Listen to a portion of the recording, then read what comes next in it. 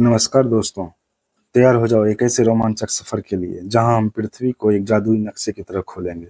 आज हम कक्षा 6 के भूगोल के पहले चैप्टर में आते हैं, जिसका कि नाम है पृथ्वी पर स्थानों की स्थिति। इसके बारे में हम लोग जानेंगे। क्या आप कभी सोचे हैं कि नक्शा पर किसी जगह को कैसे ढूंढते हैं, या अक्षांश और देशांतर की जो लकीरें होती हैं ये क्या बताती हैं? तो हम इस अध्याय में हम लोग पृथ्वी को बहुत करीब से जानेंगे और सीखेंगे कि मानचित्र पर जो अक्षांश और देशांतर रेखाएं हैं कैसे हमें दुनिया के किसी भी जगह का पता बताती हैं। ठीक है, ये इतना मजेदार है कि आप लोग अगर इसको पढ़ेंगे हम लोग तो आपको लगेगा कि एक किसी खोजी के तरह हम लोग किसी खजाने को खोज रहे हैं। ठीक है, तो अपना कॉपी कलम निकाल लीजिए और जो भी आपको इम्पोर्टेंट लगता है उसको वहाँ पे नोट डाउन कीजिए, और हम आपके साथ हैं। वीडियो को लाइक शेयर और सब्सक्राइब कीजिए ताकि हमको मोटिवेशन मिले और अच्छा इसी तरह से आपको नए तरीके से आपको पढ़ाएं इस नए एनसीईआरटी को। तो चलिए स्टार्ट करते हैं। तो दोस्तों यहाँ पर देखिए, आर्यभट्ट के द्वारा एक कथन है, यह पृथ्वी अंतरिक्ष में स्थित है जो जल, पृथ्वी, अग्नि और वायु से बनी हुई है, और यह गोलाकार है। यह सभी स्थलीय और जलीय प्राणियों से घिरी हुई है। स्थलीय और जलीय प्राणी, ये समझे। अब इसको एक चीज समझते हैं हम लोग कि जैसे देखो, अब हम लोग पृथ्वी पर स्थानों की स्थिति को देखने जा रहे हैं, लेकिन एक बात बताओ कि ये पृथ्वी की स्थिति क्या है?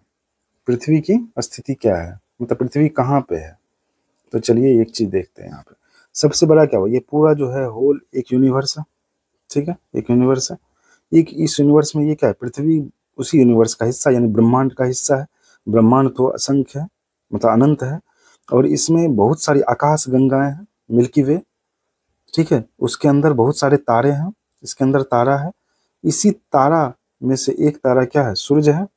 ठीक है, और इसी सूर्य का एक सूर्यमंडल है, सौर मंडल, जिसमें बहुत सारे ग्रह इस सूर्य का चक्कर लगा रहे हैं। उसी ग्रह में से 8 ग्रह सूर्य का चक्कर लगा रहे हैं, उसमें से एक ग्रह क्या है, पृथ्वी। समझे? यानी 8 ग्रह है पृथ्वी, ये सब मिल करके सूर्य का चक्कर लगा रहे हैं।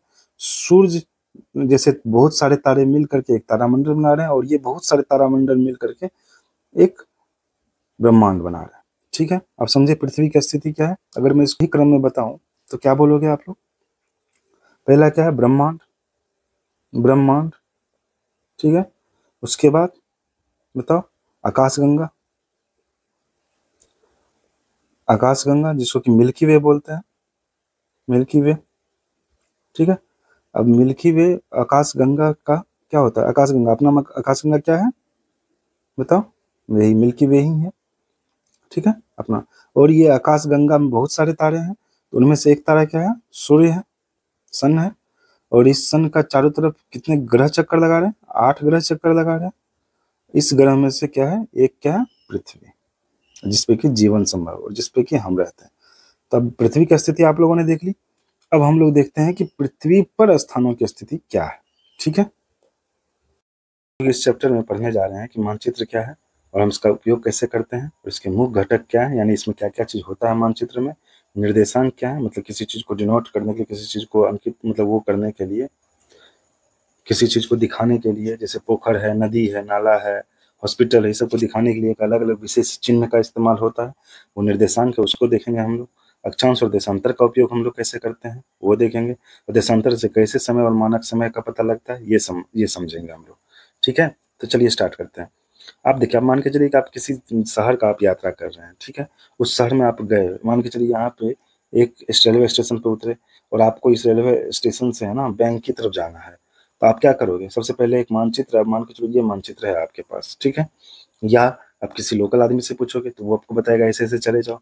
लेकिन अगर आपके पास वो लोकल आदमी नहीं, पूछने के लिए आपके पास सुविधा है, तो क्या करोगे, आप मानचित्र निकालोगे। मानचित्र निकालोगे, सब रेलवे स्टेशन से आपको बैंक की तरफ जाना है, तो आप क्या करोगे, या तो यहाँ से आप सोचने लगोगे यहाँ से ऐसे ऐसे हॉस्पिटल होते हुए, यहाँ से नगर पंचायत होते हुए यहाँ से बैंक पहुंच गए, या डायरेक्ट यहाँ से ऐसे होते हुए यहाँ से पहुंच गए। तो ये किस आधार पे हुआ, एक मिनी मार्गदर्शक का ये काम करता है, यानी आपको एक मार्ग दिखाता है मानचित्र। ठीक है, और इस मानचित्र में आप देखोगे, ये देखो, ये 4 एरो दिख रहा है आपको, ये क्या है, ये उत्तर, पूरब, दक्षिण, पश्चिम दिखाता है। ये मतलब दिशाएं दिखाती है, इसका मतलब ये उत्तर की तरफ है, और ये दक्षिण की तरफ है, ये पूरब की तरफ है, ये पश्चिम की तरफ है। बेसिकली आप कहीं भी मैप में देखोगे तो ये रहता है। इससे पता चलता है आपको उत्तर कहाँ है, दक्षिण कहाँ है, पूरब कहाँ, पश्चिम कहाँ है, जिससे आप मानचित्र का कि उसी जगह का मानचित्र से दिशा कहाँ पे है। ठीक है, तो चलिए हम लोग आते हैं नेक्स्ट पॉइंट पे। ये क्या है, ये है मानचित्र और उसके घटक। मतलब हम लोग देखेंगे कि मानचित्र में क्या क्या चीजें होती हैं।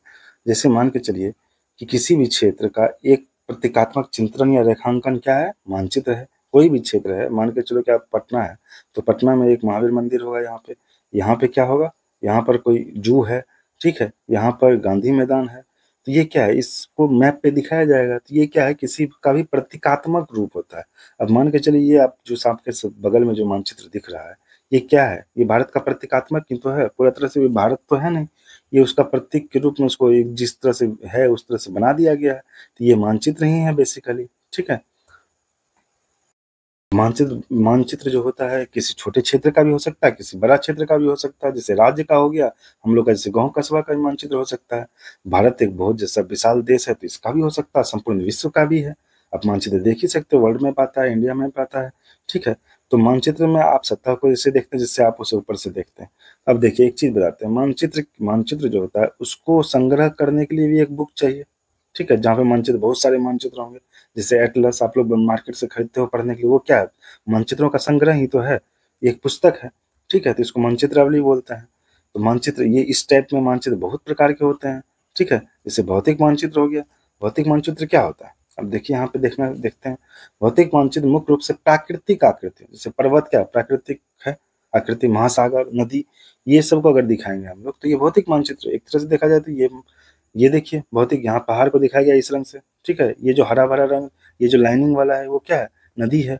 ये क्या है, ये वाला पठार है। तो एक तरह से भौतिक जो भी चीजें हैं, ठीक है, भौतिक चीजें, उसको प्राकृतिक चीजें, उसको दिखाने के लिए भौतिक मानचित्र का प्रयोग करते हैं, जिसको इंग्लिश में बोलते हैं फिजिकल मैप, ठीक है, फिजिकल मैप। और यहाँ पर अब देखो दूसरा टाइप का एक होता है पॉलिटिकल मैप, जिसको कि राजनीतिक मानचित्र बोलते हैं, ठीक है, राजनीतिक मानचित्र। जैसे इसमें क्या होता है, अगर मान के चलो ये भारत है, तो यहाँ पे इसमें क्या होगा, एक बॉर्डर दिखाया जाएगा और बॉर्डर के थ्रू ही अलग अलग राज्यों को दिखाया जाएगा, ठीक है, अलग अलग राज्यों को दिखाया जाएगा। और इस राज्यों के सीमा, उसका प्रमुख नगर, सब कुछ दिखाया जाएगा इसमें। इसमें पर्वत पठार ये सब को छोड़ करके बाकी जो राजनीतिक जो सीमा होती है, जो पॉलिटिकल सीमा होती है, वो दिखाया जाएगा इसमें। तो उसको राजनीतिक मानचित्र बोल देंगे, ठीक है। उसके आते हैं थीमेटिक मानचित्र। थीमेटिक मानचित्र क्या होता है, थीमेटिक मानचित्र क्या होता है, ये क्वेश्चन पूछ सकता है कि थीमेटिक मानचित्र से आप क्या समझते हो। थीमेटिक मानचित्र क्या है, ऑप्शन में दे देगा बहुत सारा। जो प्राकृतिक आकृतियों का समूह है, मतलब उसको दिखाने के लिए ये यूज होता है, या नहीं तो राज्यों, सीमा और नगरों को दिखाने के लिए यूज होता है। तीसरा दे देगा कि आपको विशिष्ट प्रकार की सूचना प्रदान करता है। जैसे मान के चलो कि अगर हम किसी भी, जैसे ये वाले मानचित्र को देखो, इसमें क्या है, एक विशेष क्षेत्र में जो ये सिंधु नदी है, इसके जो सहायक नदी है, इन लोगों को भी, और इसके जो जगह पे है, क्या है, ये क्या है, सिंधु नदी के किनारे ये सब हड़प्पा का स्थल है। तो स्पेशल हम कुछ किसी स्पेसिफिक किसी चीज को दिखा रहे हैं ना। तो ये क्या हो गया, ये हो गया थीमेटिक मानचित्र, ठीक है। तीनों में अंतर समझ गए आप लोग। पहला क्या हो गया कि जो प्राकृतिक चीजों को दिखाएंगे, भौतिक मानचित्र। और जो राजनीतिक चीजों, जैसे बस बॉर्डर दिखा देंगे राज्यों का, उसमें प्रमुख नगर दिखा देंगे, ये सब हो गया, क्या हो गया, उसके सीमा को दिखा देंगे, ये राजनीतिक मानचित्र। थीमेटिक मतलब विशेष सूचना, जैसे हम यहाँ पे हड़प्पा के प्रमुख जगहों को देख रहे हैं, तो एक हड़प्पा के विशेष जगह को देख रहे हैं ना, वहाँ पे नदियों को, तो वो थीमेटिक मानचित्र हो गया, ठीक है। कोई भी मानचित्र अगर हम देखते हैं तो उसमें तीन घटक होता है, मेन तीन चीजें उसमें होती है। एक तो होती है दूरी, मतलब कहाँ से कहाँ कितनी दूरी है। दूसरा वो दिशा, उत्तर पूर्व, उत्तर दक्षिण पूर्व पश्चिम, ये कौन से दिशा में है, क्या है, नहीं है। और प्रतीक चिन्ह, प्रतीक चिन्ह मतलब जो मार्क होता है, जैसे अभी मैं बताऊंगा मैं क्या होता है, ठीक है। जो पहला जो फोटो था इस चित्र 1.1, ये जो था, इसको देखने के बाद हम लोग तो समझ ही गए हैं क्या कि दूरी और दिशा क्या है। दिशा भी देख लिया, उत्तर दक्षिण पूर्व पश्चिम है, ठीक है। दूरी भी पता चल रहा है यहाँ से। अब इसको हम बृहद तरीके से समझेंगे कि कैसे इसको क्या होता है, ठीक है। अब मान के चलिए एक कागज का एक टुकड़ा है, इस टुकड़े पे हम इंडिया का मैप बनाते हैं और इसको पूरा दिखा देते हैं, ठीक है। तो इसको कैसे समझेंगे कि ये यहाँ से इस, जैसे ये यहाँ पे दिल्ली है, यहाँ पे पटना है, अगर मानचित्र हम दिखा रहे हैं तो इस दूरी को कैसे समझेंगे कि इतना दूर है।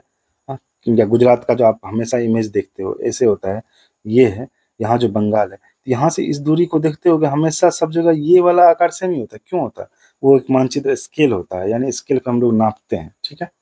अगर मान के चलो कि हम लोग अगर एक इतने छोटा में भारत का नक्शा बनाएंगे, ठीक है, और एक इतना बड़ा बनाएंगे भारत का नक्शा, समझे। रुको एक सेकंड,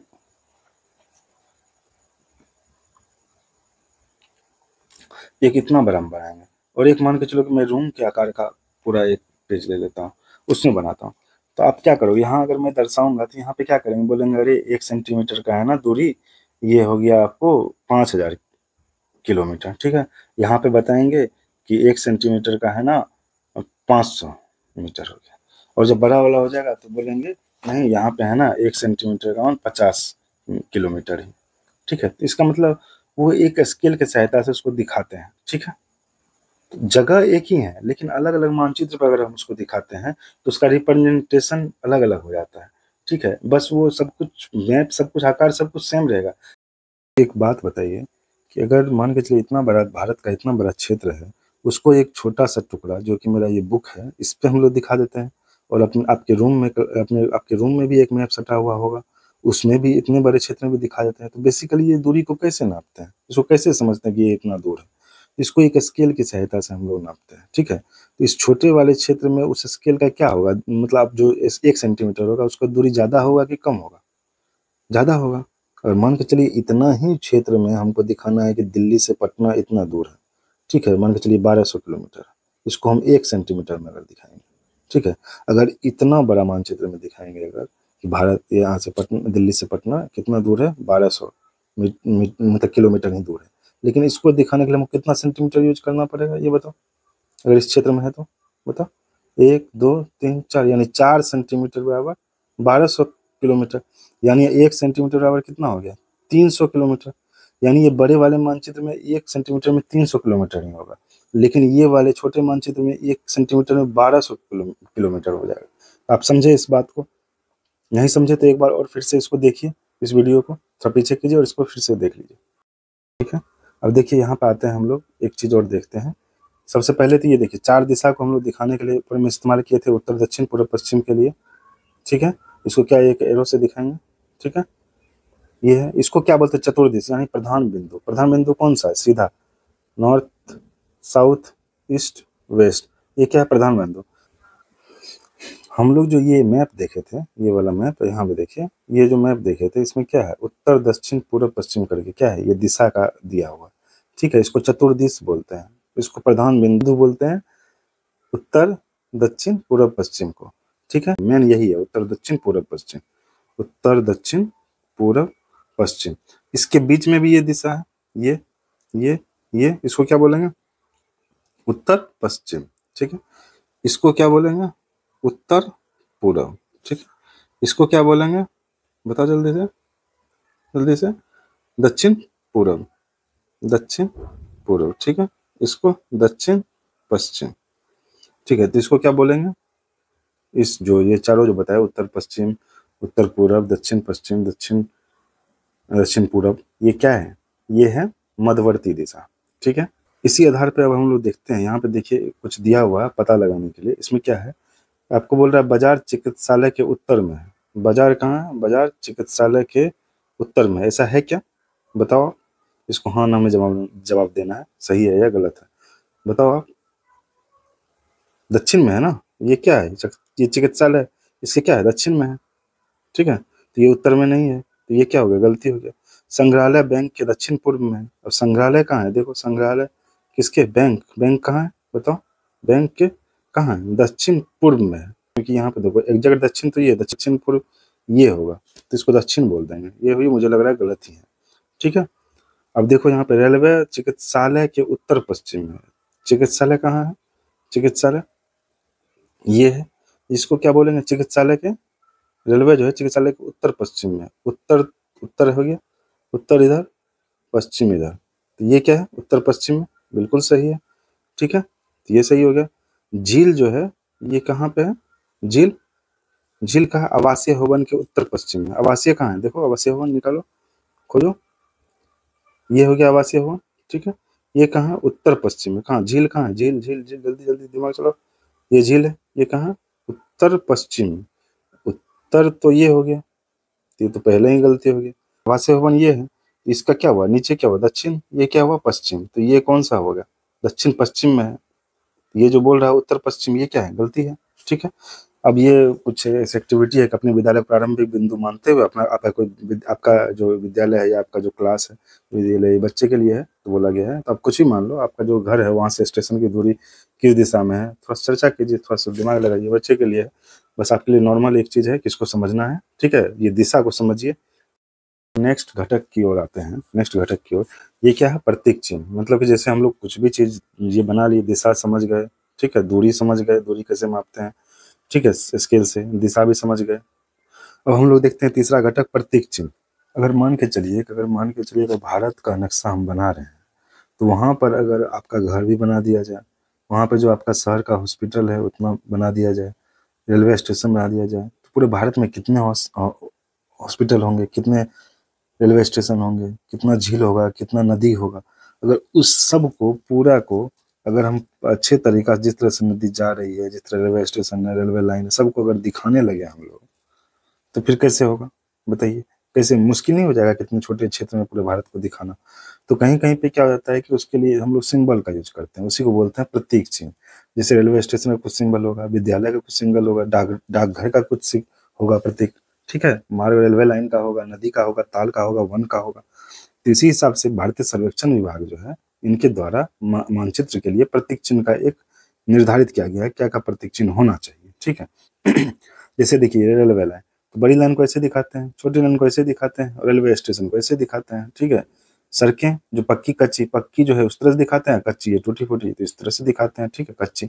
सीमा, अंतर्राष्ट्रीय सीमा में ये देखिए एक लाइन फिर डॉट, एक लाइन एक डॉट, आप देखना नक्शा निकालो, ये इस तरह से है। उससे छोटा लाइन जो है, ये जो लाइन की जो लंबाई है देखो इससे छोटी है यहाँ पे, तो ये हो जाएगा राज्यों की सीमा, और यहाँ बीच में डॉट अगर नहीं है तो जिला, ठीक है, समझे। नदी, कुआं, तालाब, देखो नदी इस तरह से, कुआं, तालाब, और ये नहर, ये सेतु, जहाँ पे ब्रिज होगा वो स्टेप से होगा बना हुआ, आप चेक करना आप मानचित्र में जा करके। ये मंदिर अगर होगा तो वहाँ पे इस तरह से, गिरजाघर होगा तो इस तरह से, मस्जिद होगा तो इस तरह से, ठीक है, छतरी होगा तो इस तरह से, समझ गए। अब डाकघर, post office, PTO, telegraph office, यहाँ पीएस, पुलिस स्टेशन, इस तरह दिखाते हैं, कब्रिस्तान को दिखाते हैं, बस्तियां दिखाते हैं, वृक्ष दिखाते हैं, घास दिखाते हैं। ये क्या है? मानचित्र पर समानता उपयोग में आने वाला प्रतीक चिन्ह। प्रतीक चिन्ह समझ गए क्या होता है? सिंबल, किसी भी चीज को दर्शाने के लिए। अब हर एक चीज को उस तरह से नहीं दर्शा सकते, तो उसको दर्शाने के लिए सिंबल एक दिखा देते हैं, ठीक है। वहां पे हमेशा हर एक जगह जाकर के मंदिर थोड़ी ना लिखेंगे, समझ गए आप? तो यहाँ पर देख लिए कि कैसे भारत के राज्यों का और विभिन्न अंदर क्षेत्रों का, जिलों का, किस तरह से उसको दिखाएंगे मानचित्र। अब हम लोग देखते हैं पृथ्वी के मानचित्रण कैसे करेंगे, ठीक है। ये थोड़ा कठिन है, क्योंकि क्यों कठिन है?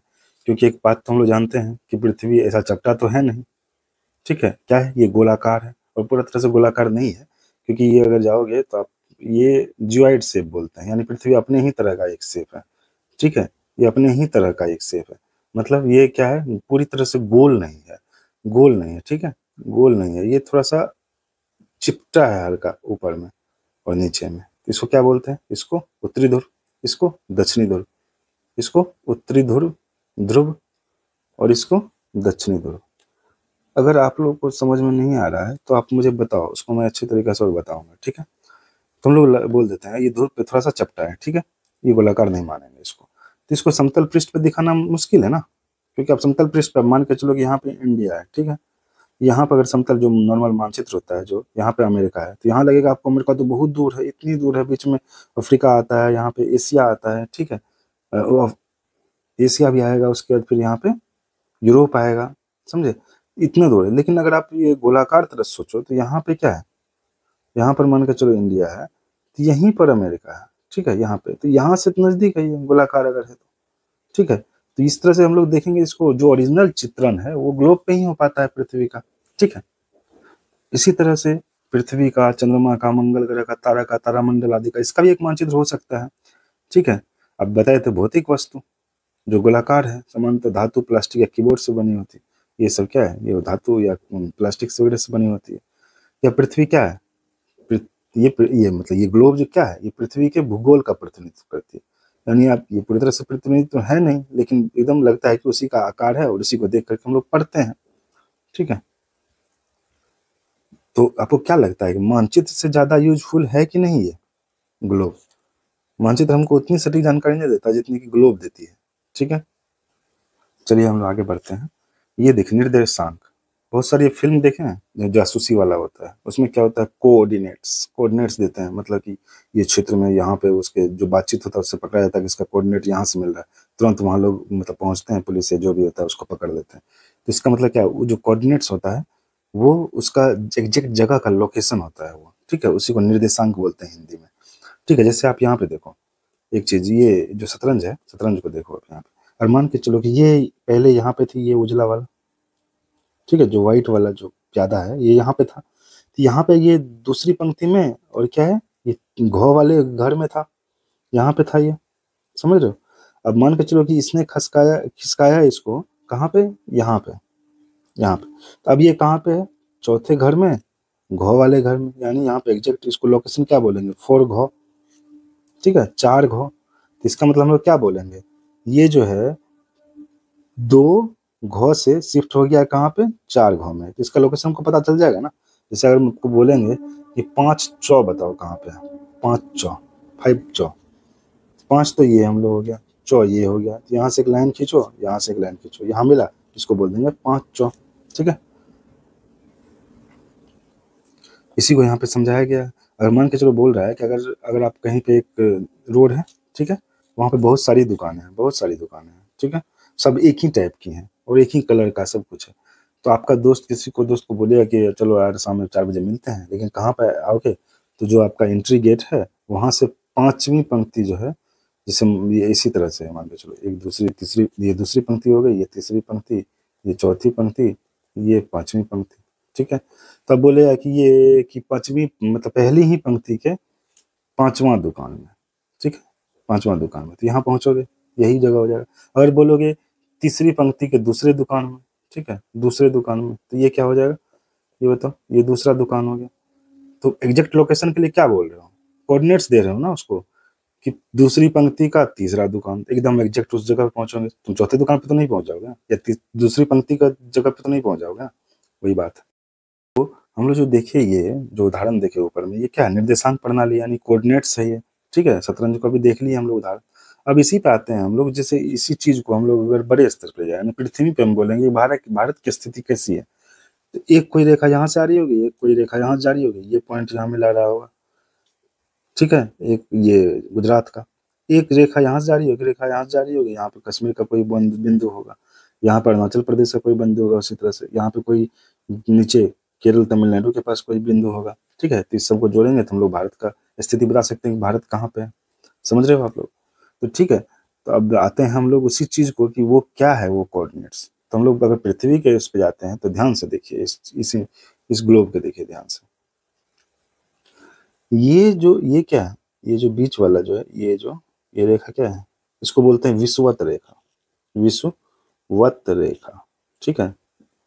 इसको वृत्त भी बोलते हैं। वृत्त क्यों बोलते हैं समझाता हूँ। आप अगर आप यहाँ पे जाओगे ना, तो ये इस तरह से एक गोला है, ठीक है, एक गोल है, ये वृत्त हो गया, ठीक है। और इसके बाद अगर जैसे जैसे ऊपर की तरफ जाओगे, दूसरा वृत्त आएगा, तीसरा वृत्त आएगा, लेकिन उसका जो ये साइज जो है, जो परिधि है, जिसको पेरीमीटर बोलते हैं, वो घटता चला जाएगा, ठीक है, घटता। एक समय आएगा जो ये बिंदु है, ठीक है, ये बिंदु है, एक समय आएगा, एक समय आएगा जब इस बिंदु पे आते आते वो पॉइंट हो जाएगा, ठीक है। तो यहाँ से ही तो ये आप सबसे बड़ा वृत्त क्या है, विषुवत वृत्त है, उससे छोटा होते होते होते होते होते होते यहाँ पर आगे हो जाएगा, ठीक है। ये अक्षांश हो गया।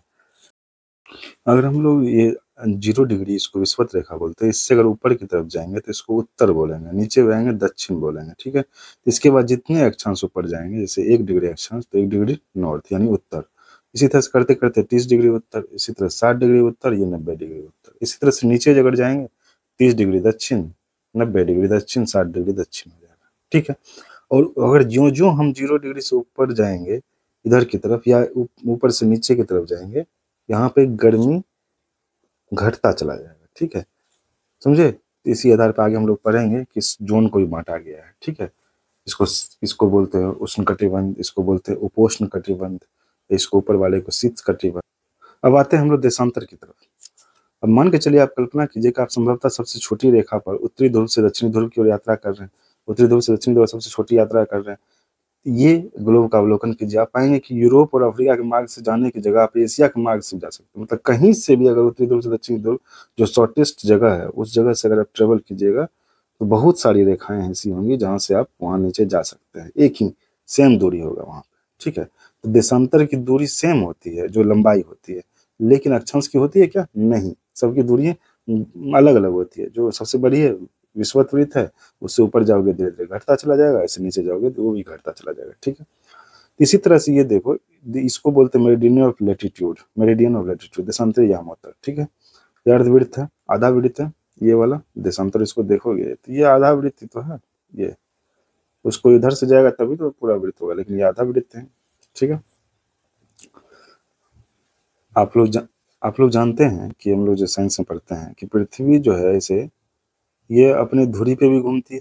ठीक है, अपने धुरी पे भी घूमती है। तो यहाँ पर अगर सूर्य होगा, इस पर इससे रोशनी आ रही है, ठीक है, ये दूर रखिए, तो ये मान के चलिए हम लोग इसको समझने के लिए टेबल लैंप पे ले सकते हैं। ठीक है, तो ये पृथ्वी को इसको प्रकाशित करेगा, यहाँ पे इस पे लाइट आएगी। ठीक है, इस पे लाइट आएगी ये वाले क्षेत्र पे, लेकिन ये पीछे वाले पे लाइट आएगी क्या? तो यहाँ पे दिन होगा, यहाँ रात होगा। अगर पृथ्वी पे देखते हैं तो जैसे मान के चलो ये हुआ 1 देशांतर, 2 देशांतर, 3 देशांतर, इसी तरह करते करते अगर ये वाला जो एरिया है जो कि लंदन से गुजरता है ग्रीनविच से, इससे अगर इस तरफ जाते हैं देशांतर की तरफ तो इसको बोलते हैं पूरब। ठीक है, क्या बोलते हैं? पूरब। पूरब। इधर की तरफ जाएंगे तो इसको बोलेंगे पश्चिम। यानी अगर मैं पूछूं कि भारत ग्रीनविच जो है, ये जो मानक रेखा है, इससे पूरब की तरफ है पश्चिम की तरफ? पूरब की तरफ। तो यहाँ पर आप देखो तो ये धीरे धीरे करते करते ना 1 2 3 4 5 6 इसी तरह करते करते 180 तक जाएगा। ठीक है, और इधर से भी इसी तरह करते करते 1 डिग्री 2 डिग्री 3 डिग्री करते करते 180 तक जाएगा। और 180 तो दोनों सेम ही है, तो टोटल जो रेखा हो गया कितना हो गया? ये 180 प्लस 179 कितना हो जाएगा बताओ? 8 7 15 1 359। ठीक है, 359, लेकिन ये जो 0 डिग्री भी तो था 360, तो टोटल देशांतर कितने हो गए? 360। ठीक है, टोटल अक्षांश अभी मैंने ऊपर बताया था, टोटल अक्षांश जल्दी बताओ। 181। ठीक है, इसको जरूर याद कर देना क्योंकि ये क्वेश्चन बहुत इंपॉर्टेंट है। अगर मैं पूछूं तुमसे कि कितने अक्षांश हैं, जल्दी बताओ अक्षांश कितने? 181। समझे? 181। 181 क्यों? आपको पता है, यहाँ से लेकर के 90 ऊपर हो गया, 90 नीचे हो गया, एक ये हो गया, कितना हो गया? 181 अक्षांश। ठीक है, उसी तरह से अगर ये देशांतर बोलूं तो इधर से करते करते करते करते 180, इधर से करते करते करते करते 180, लेकिन 180 180 तो दोनों सेम ही है, तो यहाँ टोटल कितने हो जाएंगे? 180 तो इधर मैंने ले ही लिया है, तो यहाँ 1 से 179 होगा ना, 179 प्लस 180। ठीक है, लेकिन यहाँ पे 0 को हम लोगों ने काउंट नहीं किया, तो एक और जोड़ दो, बराबर हो जाएगा 360। यानी देशांतर 360, अक्षांश 181। इसको याद कर लेना। और ये जो अक्षांश देशांतर इस तरह से करके ना एक ग्रिड बना लेता है। ठीक है, इसको ग्रिड बोलते हैं। तो पूछे ग्रिड क्या है? तो ग्रिड क्या है? अक्षांश और देशांतर का समूह, वो क्या है? ग्रिड है। ठीक है, एक चीज और पे आते हैं, आप लोग यहाँ देखिए, ये देखो ग्रीनविच यमंतर, ये कहाँ पे है? लंदन में है। ठीक है, ये क्या है? 0 डिग्री है। ये क्या है? 0 डिग्री। ये ठीक है, ये 0 डिग्री। ये क्या विषुवत रेखा है? ये भी 0 डिग्री है, विषुवत रेखा। तो आप एक बात यहाँ पे दो चीजें देखो, हम लोग कभी कभी पढ़ते होंगे आप लोग, तो कभी आप सुनते होंगे उत्तरी गोलार्ध, दक्षिणी गोलार्ध, पश्चिमी गोलार्ध, पूर्वी गोलार्ध। तो ये जो ग्रीनविच वाला जो लाइन है, इससे अगर इधर की तरफ आओगे, इसको ये लाइन जो है 2 पार्ट में बांटेगा ना इस पृथ्वी को, 2 पार्ट में। तो ये इस वाले लाइन से इधर की तरफ जितना होगा, ये वाला पार्ट ये हो जाएगा पूर्वी गोलार्ध, ये हो जाएगा पश्चिमी गोलार्ध। अगर मान के चलो कि ये बीच में विषुवत रेखा से अगर काटते हैं तो इसको 2 इक्वल पार्ट में काटेगा, ये भी 2 इक्वल पार्ट में काट रहा है, तो ऊपर वाला हो जाएगा उत्तरी गोलार्ध, नीचे वाला हो जाएगा दक्षिणी गोलार्ध। ठीक है, इसका मतलब जो ग्रीनविच है वो इसको पूरब और पश्चिमी गोलार्ध में काटता है, और जो विषुवत रेखा है उसको उत्तरी और दक्षिणी गोलार्ध में बराबर भागों में काटता है। ठीक है सर, समझे सर जी? कोई दिक्कत हो तो बताइए। पहले इसमें जो बताया गया है कि ग्रीनविच यमोत्तर तो बाद में जाकर के ये डिसाइड हुआ कि ग्रीनविच के समय में। ठीक है, उससे पहले भारत में अपना एक प्रमुख यमोत्तर था। कहाँ पे था? उज्जैन में। ठीक है, आप जानते हो कि उज्जैन क्या है, कहाँ पे है? एमपी में, मध्य प्रदेश में। उज्जैन कहाँ? ये बहुत समय तक खगोल विद्या का केंद्र रहा है। ठीक है, इसी में एक बहुत ही बड़े खगोलविद थे वराहमिहिर, इसके बारे में हमको कुछ 2-4 पॉइंट कमेंट बॉक्स में बताना। वराहमिहिर थे, उन्होंने वो यहीं रहते थे। ठीक है, और इसमें भी बहुत सारे खगोलविद थे जिनको कि शून्य और प्रमुख यमोत्तर से, अक्षांश देशांतर से वो लोग परिचित थे उस समय में। ठीक है, ये देखो उस समय का एक मैप है जिसमें कि उसे दिखाने की कोशिश किए हैं उज्जैन को प्रधान यमोत्तर भारत का मांगा है और माना है, और उसी आधार पे ये जगह भी दिखाया गया है, दिल्ली, रोहतक, कुरुक्षेत्र, उस समय देखो कलकत्ता, बेंगलोर, चेन्नई, मुंबई। ठीक है, चलिए अब उस कोऑर्डिनेट के हिसाब से हम लोग भारत की स्थिति को देखते हैं कि भारत की क्या स्थिति है। ठीक है, तो भारत की स्थिति को मैप पे देखते हैं। ये क्या है, देखो ये भारत का नॉर्दर्न पॉइंट है। ठीक है, ये भारत का साउदर्न पॉइंट है, ये भारत का ईस्टर्न पॉइंट है, ये वेस्टर्न पॉइंट है। लेकिन हम लोगों ने अभी पढ़ा है क्या कि अगर ये विषुवत रेखा है जो कि 0 डिग्री है यहाँ पे, तो यहाँ से अगर ऊपर की तरफ जाएंगे तो सब नॉर्थ ही कहलाएगा। और नॉर्थ क्या है, अक्षांश। तो 1 2 3 मतलब इस तरह से जो भी रेखाएं होंगी वो नॉर्थ में होंगी। तो इसी तरह से करते करते 0 डिग्री से ऊपर की तरफ जाएंगे तो ये वाला जो है ये 8 डिग्री नॉर्थ है। क्या है, 8 डिग्री नॉर्थ अक्षांश है। ठीक है, इसी तरह से करते करते इस क्षेत्र पे पहुंचे यहाँ पे, तो ये क्या है, 37 डिग्री नॉर्थ। ठीक है, ये कोऑर्डिनेट्स हो जाएगा। तो अगर मैं बोलूँ कि अक्षांशीय विस्तार क्या है भारत का, तो 8 डिग्री नॉर्थ से 37 डिग्री नॉर्थ। ठीक है, तो ये हम लोगों ने देखा कि ये ईस्ट वेस्ट है भारत का। लेकिन हम लोग अगर प्रधान रेखा के मध्याह्न रेखा के बारे में अगर जानेंगे, उसके आधार पर अगर हम लोग करते हैं तो क्या है ये, आपको पता है यहाँ पे ये ग्रीनविच मान के चलो 0 डिग्री यहाँ पे है, तो इसके इधर जो भी होगा ये ईस्ट होगा यानी पूरब, और इसके इधर जो भी होगा उधर वेस्ट होगा। ठीक है, तो आप ईस्ट होगा, तो ये क्या है, तो यहाँ से हम लोग अगर रेखा को खींचते हैं यहाँ से 1 डिग्री 2 डिग्री 3 डिग्री इस तरह करते करते यहाँ पे आएंगे और यहाँ पे आएंगे, तो ये क्या हो जाएगा 68 डिग्री, यहाँ क्या हो जाएगा 97 डिग्री। ठीक है, तो 68 डिग्री क्या होगा, ईस्ट यानी पूर्व। ठीक है, 97 डिग्री ईस्ट यानी पूर्व। तो अगर मैं बोलूँ कि भारत का देशांतरीय विस्तार क्या है, देशांतरीय विस्तार तो 68 डिग्री ईस्ट से 97 डिग्री ईस्ट। तो अगर ओवरऑल बोलूं तो भारत का अक्षांशीय विस्तार क्या है, अक्षांशीय विस्तार क्या है, 8 डिग्री उत्तर से 37 डिग्री उत्तर। ठीक है, और देशांतरीय विस्तार क्या होगा बताओ, 68 डिग्री ईस्ट यानी पूर्व से 97 डिग्री बताओ पूर्व ही होगा। ठीक है, इसको बिल्कुल याद कर लेना है।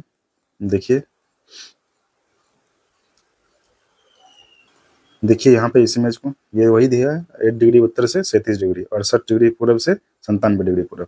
तो चलिए ये टॉपिक यहीं खत्म होता है।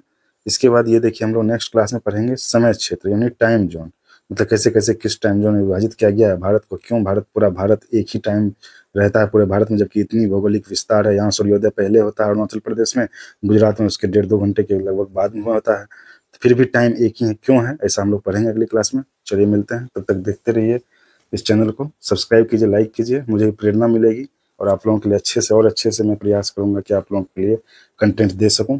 धन्यवाद, मिलते हैं नेक्स्ट वीडियो में, मिलते हैं अगले वीडियो में, तब तक पढ़ो देसी, पास करो बीपीएससी।